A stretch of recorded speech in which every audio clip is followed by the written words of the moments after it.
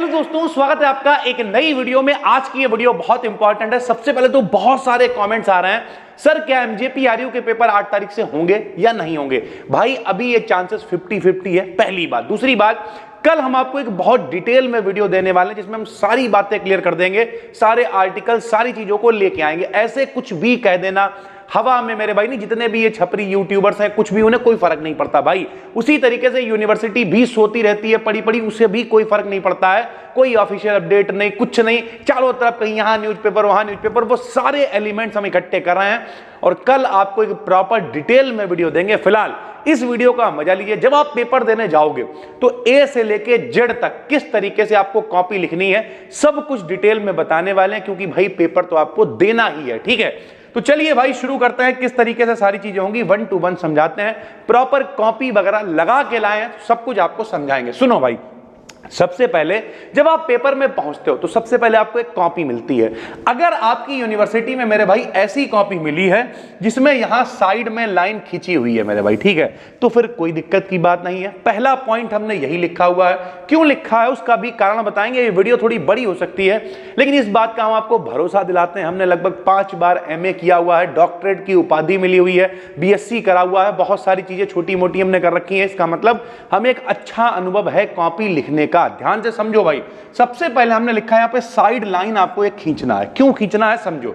कई बार क्या होता है मेरे भाई, आपको जो कॉपी मिलती है उसमें साइड में लाइन नहीं होती है, तो आप क्या करोगे, स्केल पूरा जो चौड़ा स्केल होता है उससे भी कम आप एक साइड में लाइन खींचोगे। पहली बात, बहुत ज्यादा खींच रहे हो तो बस एक स्केल भर को खींच लेना, उससे ज्यादा मत खींचना। सर जी वो तो खींचते ही हैं, वो तो लाइन खींच के आती ही है। नहीं, कई बच्चे क्या करते हैं, वो इधर भी एक लाइन खींचते हैं भैया, ठीक है, एक लाइन इधर खींच ली, एक लाइन इधर खींच ली, जरा सी कॉपी रह गई, यहां फूल पत्ती बना रहा है बैठे हुए। मेरे भाई आप साइंस साइड पढ़ रहे हो, आपको ऐसी हरकतें नहीं करनी है। ये सारी चीजें हम देखते रहते हैं, इसलिए आपको बता रहे हैं कि सिर्फ और सिर्फ साइड में एक लाइन होनी चाहिए। कॉपी अगर आपको मिली है उसमें पहले से खींची हुई है, बहुत अच्छी बात है, वरना आप साइड में एक लाइन आराम से खींच लोगे और लिखना स्टार्ट कर दोगे। अब जब आप लिखना स्टार्ट करोगे तो कैसे करोगे, सुनो। सबसे पहले आपने लाइन खींची, दूसरा number question number 1,2, answer number 1,2। चाहे आप क्वेश्चन नंबर 1,2 लिखें, चाहे आप आंसर नंबर 1,2 लिखें, कोई दिक्कत नहीं है। आंसर नंबर 1,2 लिखो, ज्यादा अच्छी बात है, क्योंकि आप आंसर लिख रहे हो भाई, ठीक है। फिर भी हमने आपको एक एग्जांपल समझाने के लिए यहाँ पे लिख के दिखाया इस तरीके से। आपने कॉपी के ऊपर इस तरीके से हेडिंग, सिर्फ हेडिंग डाली है, लाइन खींची हुई है, ये कुछ नहीं, सिर्फ आपने एक हेडिंग डाली क्वेश्चन नंबर 1, ठीक, क्वेश्चन नंबर 1 डाल लिया। और क्वेश्चन नंबर 1 डालने के बाद में जो आपका क्वेश्चन है, मान लिया आपका क्वेश्चन है हाइड्रोजन बॉन्डिंग, तो आपने हाइड्रोजन बॉन्डिंग हेडिंग डाली। हेडिंग डालने के बाद यहां से लिखना स्टार्ट किया। कई बच्चे क्या करते हैं, फिर इसी के नीचे लिखते रहते हैं। नहीं, अगली लाइन में आप यहां आ जाओगे और प्रॉपर मेरे भाई जो भी आपका क्वेश्चन का आंसर है उसे आप लिख दोगे। ध्यान से समझो हमने क्या कहा है। हमने कहा है आप क्वेश्चन नंबर 1 ऊपर डालोगे, एक लाइन छोड़ी आपने, यहां पे हेडिंग डाली। हेडिंग डालने के बाद में आपने क्या किया मेरे भाई, प्रॉपर आपने उस क्वेश्चन का आंसर लिख दिया। ठीक, समझते रहना। सर जी ये लाइन लेवलिंग ये क्या है, रुके रहो एक मिनट मेरे भाई, जैसे हम करते हैं वैसे ही आपको बता रहे हैं, और बाकी में हमें कई सारे मेरे भाई अनुभव मिले हुए हैं, ठीक है। तो आपने क्या डाला, नंबर क्वेश्चन नंबर 2 या आंसर नंबर 1, 2 जो भी है वो आपने डाल लिया। फिर नंबर 3 आपने हेडिंग डाली। यही अभी हमने आपको दिखाया कैसे हेडिंग डाली आपने, इस तरीके से आपने हेडिंग डाल ली। हेडिंग डालने के बाद में आपने लिखना शुरू कर दिया भाई, ठीक है। अब कैसे लिखना है ये भी आपको समझना पड़ेगा। सुनो, अगर आप BSc कर रहे हो तो आप 3 लैंग्वेज लिख रहे होगे, या तो आप प्योर हिंदी लिख रहे होगे, या तो आप प्योर इंग्लिश लिख रहे होगे, या फिर आप मिक्स में यानी हिंदी प्लस इंग्लिश यानी इंग्लिश लिख रहे होगे भाई, ठीक है। तो अगर आप प्योर हिंदी लिख रहे हो तो आप लाइन के ऊपर लिखोगे। अगर आप प्योर हिंदी लिख रहे हो तो आप लाइन के ऊपर लिखोगे। जैसे यहां पे लिखे हम, राम एक, ये देखो कितना प्यारा लड़का है। अब कुछ लोग कहेंगे सर जी राइटिंग कितनी इंपॉर्टेंट। भाई राइटिंग कुछ इंपॉर्टेंट नहीं है, बस लिखा हुआ समझ में आना चाहिए। ये देखो कितना घिनौना लिखा हुआ, बस लिखा हुआ समझ में आ रहा है, इसका मतलब कोई दिक्कत की बात नहीं है, कोई बहुत खूबसूरत राइटिंग लिखने की जरूरत नहीं है मेरे भाई, ठीक। तो अगर आप हिंदी लिख रहे हो तो हिंदी को आप पूरी लाइन में कहां लिखोगे, ऊपर लिखोगे, ऐसे करके। जैसे आप हिंदी लिखा करते थे राम एक प्यारा लड़का है, तो हिंदी को आप ऊपर लिखोगे। अगर आप प्योर इंग्लिश लिख रहे हो भाई, तो प्योर इंग्लिश को आप कहां लिखोगे, नीचे लिखोगे।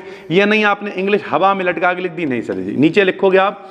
Ram is a sweet boy या गुड बॉय, जो भी भाई आप लिख रहे हो वो कुल मिला के आप प्रॉपर नीचे लिखोगे। और उसी तरीके से अगर आप इंग्लिश भी लिख रहे हो, क्योंकि इस चैनल पर बहुत सारी ऑडियंस ऐसी है जो इंग्लिश में मेरे भाई पढ़ रही है, क्योंकि हमने सारा कंटेंट पढ़ाया ही इंग्लिश में है, तब भी आप क्या करोगे मेरे भाई इंग्लिश में भी तब भी आप नीचे ही लिखोगे। ये देखो जब भी नीचे है हाइड्रोजन एटम किसी, क्योंकि इंग्लिश को कभी भी हवा में लटका के नहीं लिखेंगे भाई। तो जब हाइड्रोजन एटम किसी हाईली इलेक्ट्रोनेगेटिव एटम से जुड़ता है, जो भी लिखा हुआ है वो एक उदाहरण के लिए लिख दिया गया, लेकिन रियलिटी है कि इंग्लिश को भी आपको कहां लिखना है, नीचे ही लिखना है। ये नहीं मेरे भाई आप क्या कर रहे हो कि जब ऊपर लिख दिया, हाइड्रोजन नीचे लिख दिया, बहुत ही गंदा लगेगा। ऊपर नीचे मेरे भाई अगली लाइन में और जाके फंस जाओगे, क्योंकि जरूरी नहीं है हिंदी के नीचे हिंदी आ जाए, इंग्लिश के नीचे इंग्लिश आ जाए और आपको नंबर नहीं मिलेंगे भाई मेरे भाई, ठीक है।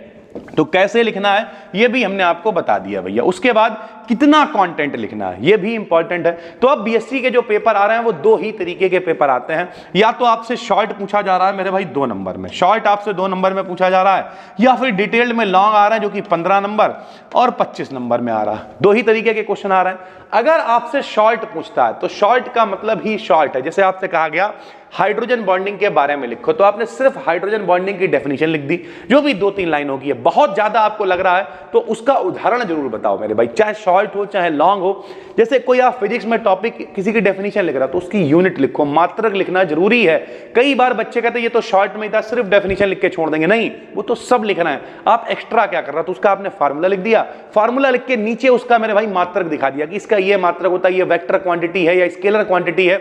उसी तरीके से अगर आपको लगता है कि मेरे भाई केमिस्ट्री में कोई डेफिनेशन लिख रहा हो, उसके कोई प्रकार हैं, जैसे मान लिया हाइब्रिडाइजेशन आ गया भाई, ठीक है, तो हाइब्रिडाइजेशन की डेफिनेशन आपने लिख दी, लेकिन बता दिया भैया ये प्रकार sp sp2 sp3, 3 लाइनें ही जाएंगी, कोई टाइम भी नहीं जाएगा, लेकिन सामने वाले पे इंपैक्ट पड़ता है कि बच्चे ने इसके टाइप भले ही शॉर्ट में था लेकिन लिख के बताए हैं कि ये टाइप होते हैं। जैसे हाइड्रोजन बॉन्डिंग में इंटरमॉलिक्यूलर इंट्रामॉलिक्यूलर बताए हैं बच्चे ने मेरे भाई।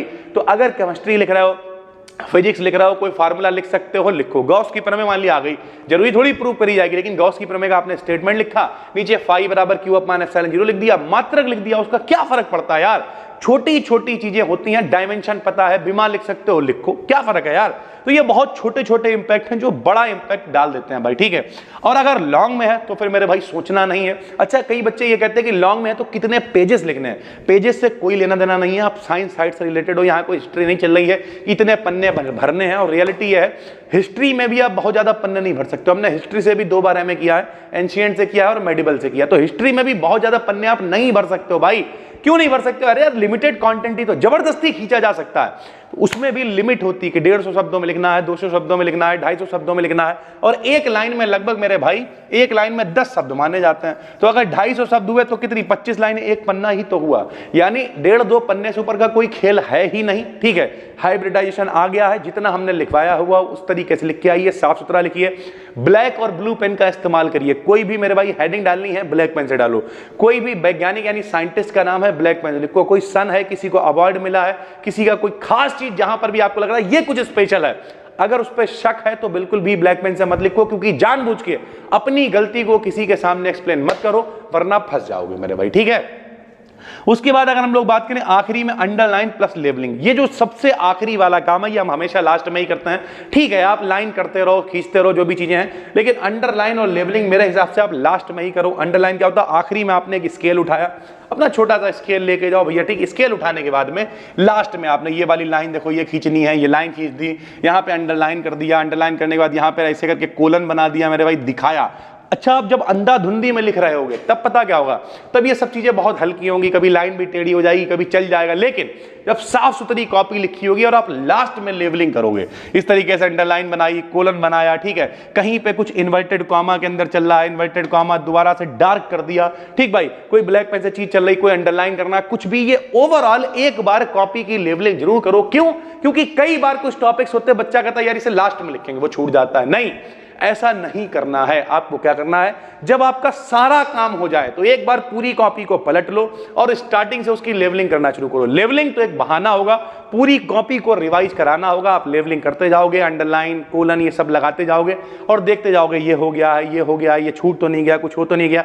पूरी कॉपी लास्ट के केवल 10 मिनट चाहिए मेरे भाई, 10 मिनट भी नहीं चाहिए, 5 मिनट चाहिए मेरे भाई, ठीक है। तो 2 घंटे का जो पेपर है, उस 2 घंटे के पेपर में आखिरी के 5 से 7 मिनट आपको रखने हैं लेवलिंग प्लस कॉपी चेकिंग के लिए मेरे भाई। एक बार आपने पन्ना पलट के देख लिया, कोई चीज छूट रही है तो उसे ठीक कर दी, और वरना पूरी कॉपी चमकने लगेगी। कब चमकने लगेगी? क्योंकि आपने फिर प्रॉपर वहां पर सारी चीजें, स्पेशली 5 मिनट का टाइम दिया हुआ है। उम्मीद करते हैं इस वीडियो में काफी वैल्यू ऐड कर पाएंगे। जो नए बच्चे हैं फर्स्ट सेमेस्टर वाले, कई लोग कमेंट्स करते रहते हैं कि सर प्लीज कमेंट करके बताइए, हमें एक्सप्लेन कर दीजिए कि कैसे। भैया कमेंट में कैसे एक्सप्लेन हो सकता है यार, तो डिटेल में वीडियो ही बनानी पड़ती है। रह गई रिजल्ट की बात या फिर पेपरों की बात, किस तरीके की सारी चीजें होती हैं वो आप देख ही रहे हो। रिजल्ट भी लेट आ रहा है, स्कीम का कोई अता पता नहीं है, कोई ऑफिशियल अपडेट नहीं है, चारों तरफ भ्रांति। और जब से यूट्यूबर लोग आ गए हैं, यूट्यूबर ही कहेंगे उन्हें। देखो जैसे हम हैं, सर जी आप यूट्यूबर नहीं, हम टीचर हैं। यहाँ पे देखो लिखा हुआ है टीचर, इन्फ्लुएंसर, यूट्यूबर सबसे आखिरी में लिखा हुआ है। तो मेरे भाई लेकिन जिनका काम ही सिर्फ यही है, कोई पीछे कोई उनका फोटो नहीं, कोई फेस वैल्यू नहीं, कुछ भी लगाया बक दिया। लेकिन भाई रिसर्च करनी पड़ेगी, ढूंढना पड़ेगा, तब जाके। किसी की भी बुराई नहीं है, ठीक है, हर आदमी अपना अपना काम कर रहा है, लेकिन थोड़ी सी और रिसर्च कर लें, फिर आपको एक प्रॉपर वीडियो देने वाला है डिटेल कि किस तरीके से सारी चीजें चलेंगी और किस तरीके से आपके पेपर आगे होंगे। फिर मिलते हैं, तब तक के लिए धन्यवाद। पहली बार देख रहे हो तो भाई चैनल को कर लेना सब्सक्राइब। Thank you.